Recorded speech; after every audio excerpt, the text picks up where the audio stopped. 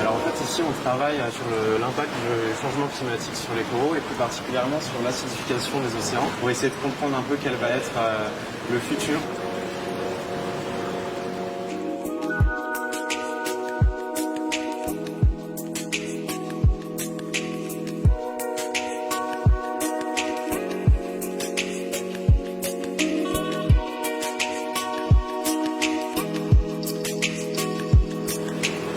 Si on arrive à 2 degrés en plus et une acidification des océans moins que 7,7, les GIEC prévoient une perte juste à 90% des récifs coralliens. Il semblerait qu'on a déjà perdu 50% des récifs sous la grande barrière de corail.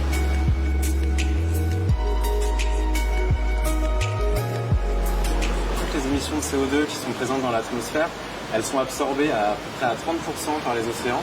Et ces émissions-là, du coup, elles impactent vraiment l'acidification puisqu'elles vont faire baisser le pH. Et donc là, vraiment, ce qu'on essaye de faire, c'est d'avoir différents scénarios. Le pH qui sera prévu à la fin du siècle, on a le pH actuel, on a également le pH qui est prévu dans 30 ans, et au final, on a fait une dernière manipulation, c'est un pH variable.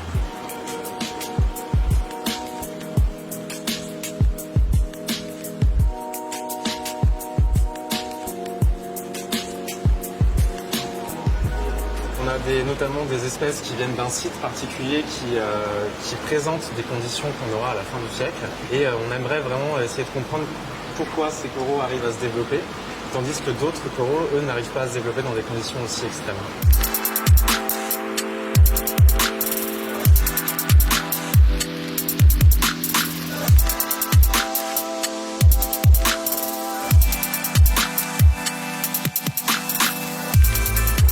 Dans ce site proche des mangroves, on a des coraux qui résistent à des conditions extrêmes en température, en acidité et en pourcentage d'oxygène. Aujourd'hui, le pH est 8,1.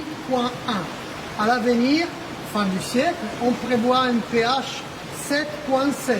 Ici, dans notre site, on a un pH qui arrive à 7,4. C'est énorme, c'est presque acide. On a quand même des coraux qui résistent.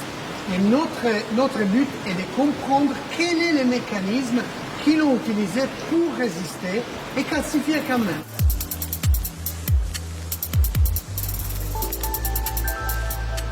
La calcification, qu'est-ce que c'est vraiment, en fait, c'est comme des briques finalement. C'est le corail qui va construire le récif corallien. Cette calcification-là, elle est très très importante parce que non seulement elle sert d'abri finalement pour toutes les espèces qui sont dedans, mais elle peut servir également de nourriture. Elle sert à énormément de choses. C'est vraiment une niche écologique très importante. Et donc là, ce qu'on regarde, c'est cette possibilité au corail à faire une calcification plus ou moins variée en fonction du pH qui l'entoure.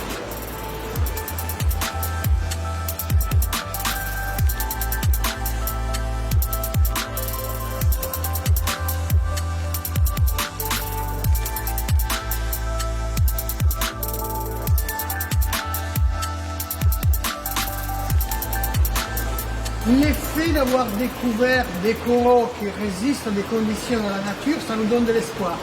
Bien sûr, on n'est pas naïf. Il y a quand même des conditions particulières dans ce site. On va découvrir lesquelles. De plus en plus, il y a une tendance, ça s'appelle Assisted Evolution.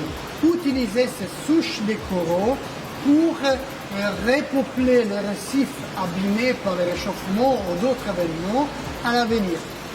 Aujourd'hui, c'est que de l'espoir. Il n'y a rien de concret.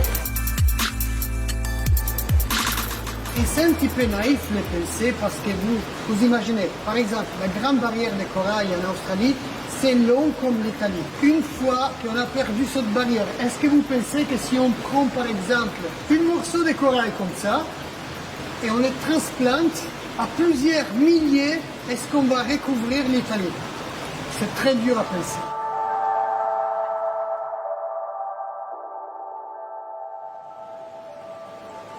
Aujourd'hui, on ne peut pas le faire. Dans 20 ans, peut-être que oui. Donc aujourd'hui, on essaye de trouver les souches résistantes et peut-être dans 20 ans, on va l'utiliser pour repeupler des petites zones, des grands récifs, etc. C'est l'espoir.